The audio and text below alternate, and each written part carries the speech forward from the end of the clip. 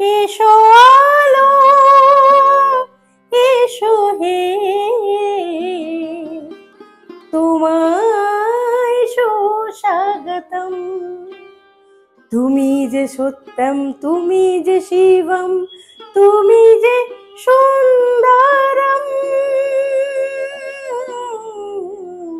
তোমায় সুস্বাগতম।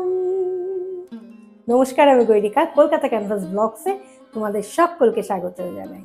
আজকে আমি আবারও চলে এসেছি ভিউয়ার্স চয়েস রেসিপি নিয়ে। তো আজকের রেসিপি পাঠিয়েছে শুভজিৎ কর্মকার, নৈহাটি থেকে। শুভজিৎ আমাদের জন্য কিছু বলেছে, সেটা তো শুনবই, কিন্তু তার আগে আমি রেসিপিটির নাম একটু বলে দিই। খুব মজার রেসিপি, পনিরের কোপ্তাকারি। চলো শুনে নিই শুভজিৎ কি বলেছে। নমস্কার, আমি নৈহাটি থেকে শুভজিৎ কর্মকার বলছি। আমি কলকাতা ক্যানভাস চ্যানেলটা প্রতিনিয়ত দেখি, রান্নাগুলো খুব ভালো লাগে। আর দিদিকে আর দাদাকে দুজনকে আমার প্রণাম। আমি একটা পনিরের একটা রেসিপি পাঠিয়েছি। পনির তো অনেক রকম ভাবে খাওয়া হয়, এবার একটা আমি নতুন রেসিপি পাঠিয়েছি। আমি গরিদিকা দিকে করে দেখানোর জন্য, দেখুন কেমন লাগে। আপনাদের জন্য পাঠিয়েছি, সবাই মিলে দেখুন কেমন লাগে আমার রেসিপি। তো আশা করি ভালো লাগবে। সত্যি আমার তো ভালো লাগবেই মনে হচ্ছে, কারণ আমি পনির কিন্তু ভীষণ পছন্দ করি। তবে কোপ্তাকারি খেয়েছি, বানিয়ে খাইনি কখনো। এটা আমার খুব সহজ রেসিপি মনে হয়েছে, ব্যাপারটা খুব সহজেই করা। তো কি কি লাগছে চট করে দেখে নেব।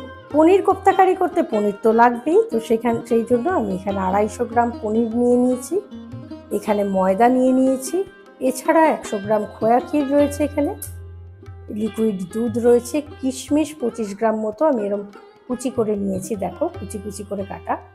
এখানে কাজু বাদাম রয়েছে 25 গ্রাম মতো, তোমরা টুকরো করে কাটতে পারো ছোট ছোট করে, আমি একটু গুঁড়ো করে নিয়েছি।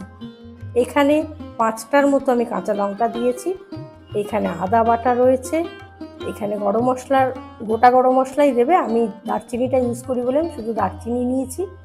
ঘি রয়েছে। প্রথমেই যেটা করতে হবে, এই যে 250 গ্রাম পনির রয়েছে এখানে, এইটা মিক্সিতে ভালো করে ব্লেন্ড করে নিতে হবে। তো দেখতেই পাচ্ছ আমি এখানে কিন্তু ব্লেন্ড করে নিয়ে এসেছি, খুব ভালো করে ব্লেন্ড করে নিয়েছি। এই যে এইবার এই পনিরের সঙ্গে একটু আমি ময়দা মিশিয়ে নিচ্ছি, নিয়ে এটাকে খুব ভালো করে মাখতে হবে। যেরকম করে রসগোল্লার জন্য মাখা হয় না, ঠিক সেরকমভাবেই কিন্তু বিষয়টা হবে, মাখতে হবে। ওই একটা ডো তৈরি করতে হবে, যেটাকে বলে ডো তৈরি করা, সেটাই করতে হবে। ময়দাটা আমি খুব বেশি নিলাম না, তাহলে হবে কি একটু শক্ত শক্ত হয়ে যাবে, সেই জন্য জাস্ট টাইট করার জন্য যতটুকু প্রয়োজন ততটুকুই নেব। একটা জিনিস এটা করতে গিয়ে আমার যেটা মনে হলো, জানো, পনিরটা যদি ক্রিম পনির হয়, আমার এটা কিন্তু ক্রিম পনির, আর যদি ফ্রেশ হয় তাহলে আমার মনে হয় মিক্সিতে ব্লাইন্ড করার কোনো দরকার নেই, হাতে একটুখানি এরকম চিপে দিলেই কিন্তু ব্যাপারটা হয়ে যায় সহজ। একটু মানে মিক্সির ব্যবহার না করলেও চলে, এটা আমার মনে হলো করতে গিয়ে। তো যাই হোক, মোটামুটি একটা ডো আমি বানিয়ে নিয়েছি, দেখতেই পাচ্ছ। এবার এই ডোটা থেকে যেরমভাবে আমরা লুচির জন্য লেচি বানাই, সেরমভাবে লেচি বানিয়ে নিতে হবে।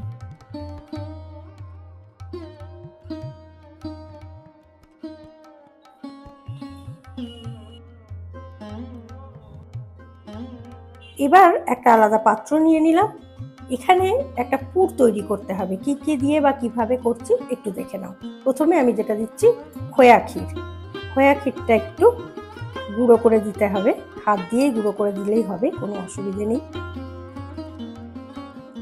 একটু চাপলেই দেখো খোয়া ক্ষীর গুঁড়ো হয়ে যায়।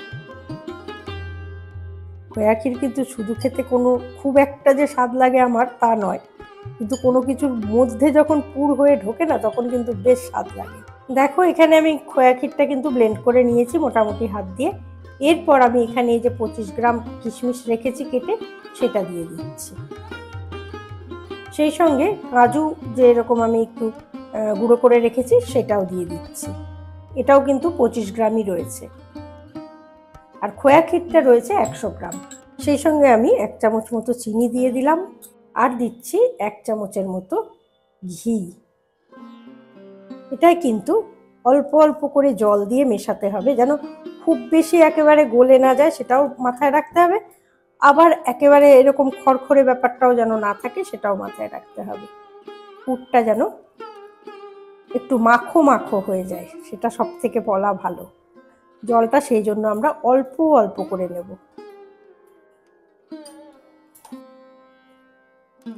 এখানে দেখো পুরটাও আমার মোটামুটি বানানো হয়ে গেছে, এর থেকে বেশি নরম কিন্তু হবে না। এবার আমি হাতের মধ্যে অল্প একটু ঘি মাখিয়ে নেব, দুটো হাতেই ভালো করে ঘি মাখিয়ে নিতে হবে।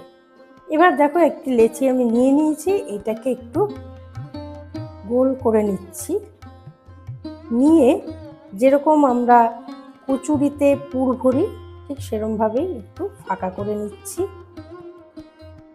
খুব নরম জিনিস, সেই জন্য একটু ভয়েরও ব্যাপার। এইবার এই পুরটা ভেতরে দিয়ে দিচ্ছি।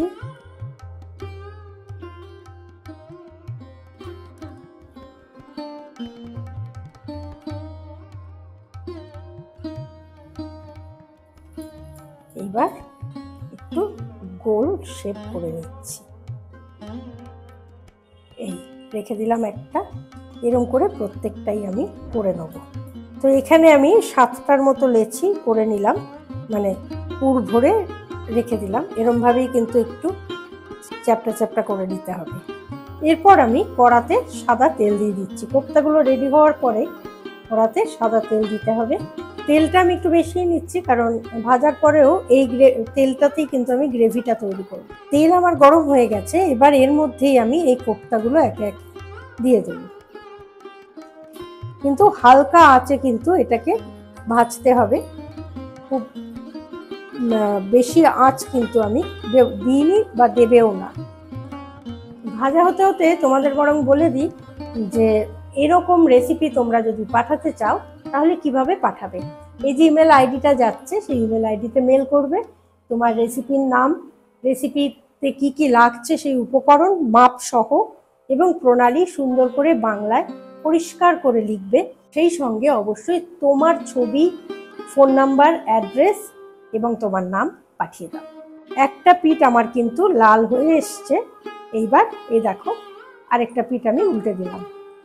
এরকমভাবেই প্রত্যেকটা কিন্তু আমি উল্টে দেবো, কিন্তু খুব হালকা হাতে উল্টোতে হবে, কোনো রকম জোর জবরদস্তি করা চলবে না, কারণ এটা ভীষণ শৌখিন জিনিস, খুব আদুরে জিনিস। একটা পিঠ কিন্তু একটু ভালোভাবে হতে দেবে, তা না হলে কিন্তু যখন উল্টোতে যাবে না ভেঙে যাওয়ার একটা চান্স থাকবে। সেই জন্য একটু সময় নিয়ে একটা পিঠ একটু ভালো করে হতে দিতে হবে। দেখো আমার কিন্তু কোপ্তা ভাজা কমপ্লিট, আমি নামিয়ে নিয়েছি। এইবার বাকি রয়েছে আমার গ্রেভি। এই তেলটার মধ্যেই আমি দিয়ে দিচ্ছি গোটা গরম মশলার মধ্যে, আমি যেহেতু দারচিনি শুধু নিই তাই নিচ্ছি, তোমরা সবটাই নেবে। গোটা গরম মশলাটা একটু ভাজতে হবে, তাহলে দারচিনির যে গন্ধটা সেটা কিন্তু সুন্দর বেরিয়ে আসে। এইবার এর মধ্যে আমি 2 চামচ আদা বাটা দিয়ে দিচ্ছি, সেই সঙ্গে কাঁচা লঙ্কা বাটা, পরিমাণ মতো নুন, চিনি দিয়ে দিলাম। শুভজিৎ জিরে গুঁড়ো বলেছে, আমি জিরে গুঁড়োটা অ্যাভয়েড করি বলে ধনে গুঁড়ো দিচ্ছি, তোমরা জিরে গুঁড়ো দিতেই পারো, আমি কিন্তু সেটা বলেই দিলাম। এইবার এটায় সামান্য একটু জল দিতে হবে যাতে মশলাটা পুড়ে না যায়, সেই জন্য সামান্য জল দিচ্ছি। জল দিয়ে মশলাটাকে একটু কষতে দিতে হবে। যেহেতু এখানে রসুন টসুনের খুব একটা ব্যাপার নেই, তাই কষতে খুব একটা সময়ও লাগবে না, আর আদার গন্ধ ভালোই লাগে নিরামিষ তরকারিতে, তাই না? কাজে অসুবিধা হবে না। আর আমি জিরে দিইনি, ধনে দিয়েছি, ধনের গন্ধটাও খুব একটা উগ্র নয়। এইবার এর মধ্যেই আমি 1 কাপ পরিমাণ দুধ দিয়ে দিচ্ছি। এখানে কিন্তু হলুদ যাচ্ছে না, এই দুধটাই যাচ্ছে। এবার এই গ্রেভিটা মানে দুধটা একটু ফুটতে দিতে হবে, ফুটে উঠলে পরে কোপ্তাগুলো দিয়ে দিতে হবে। তো আমি একটু ঢাকা দিয়ে দিই, তাতে তাড়াতাড়ি আমার দুধটা ফুটে যাবে। তো রান্নাটা হতে থাক, ততক্ষণে বলে দিই আজকে যে এত সুন্দর একটা শাড়ি দেখো আঁচল, এবং পাটটা কিন্তু ব্যাঙ্গালোর সিল্কের ওপরে, এটা হচ্ছে মসলিন মেশানো রয়েছে, খাদির কাপড়। তো এই যে কাপড়টা এটা আমাকে স্পন্সর করেছে ব্যানার্জি অ্যান্ড কোং, শান্তিপুর ফুলিয়া। আমার কিন্তু ফুটে গেছে দুধটা। আচ্ছা, এই দুধটা কিন্তু কেটে যাওয়ার ব্যাপার না, এটা যখনই তেলে পড়ে তখন কিন্তু জিনিসটা এরকমই হয়ে যায় দুধ। সুতরাং এটা ছানা হয়ে যায়নি কিন্তু, ঠিক আছে। আমি একটু বলে দিলাম কারণ একজন লিখেছে দেখলাম যে দুধটা কেটে গেছে, ব্যাপারটা সেটা নয়, এটা কিন্তু এরকমই টেক্সচারটা হয়। তো এর মধ্যে আমি এবার একটু গরম মশলা গুঁড়ো দিয়ে দেবো। গরম মশলা গুঁড়ো দিয়ে দিলাম হালকা, আমি আগেই দিয়ে দিলাম কারণ কোপ্তাটা দেওয়ার পরে আমি কিন্তু আর বিশেষ নাড়াতে চাইছি না। এরপর আমি এই ভেজে রাখা কোপ্তাগুলো এর মধ্যে এক এক করে দিয়ে দেবো। এগুলো না শুধু ভাজা খেতেও ভালো লাগবে যা মনে হচ্ছে আমার, জানো তো, এটা ঝোলের দরকার ছিল না। এবার একটু এটা হতে দেবো যাতে রসটা ভেতরে ঢোকে, তারপর আর 2 মিনিটের মধ্যেই উল্টো পিঠ করে দেবো যাতে ও পিঠটাতেও রসটা ঢোকে, তারপর নামিয়ে দেবো। একটু আমি উল্টে দিই, দুটো পিঠেই তাহলে ঝোলটা মানে গ্রেভিটা লাগবে। এটা কিন্তু রুটি পরোটা যে কোনো কিছু দিয়েই খেতে ভালো লাগার কথা, ভালো লাগবেও।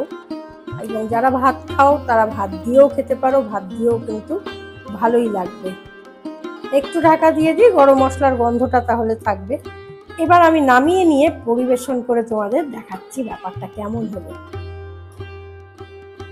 তো আমি হয়ে গেছে, আমি এক এক করে এবার সুন্দর করে নামিয়ে নিচ্ছি।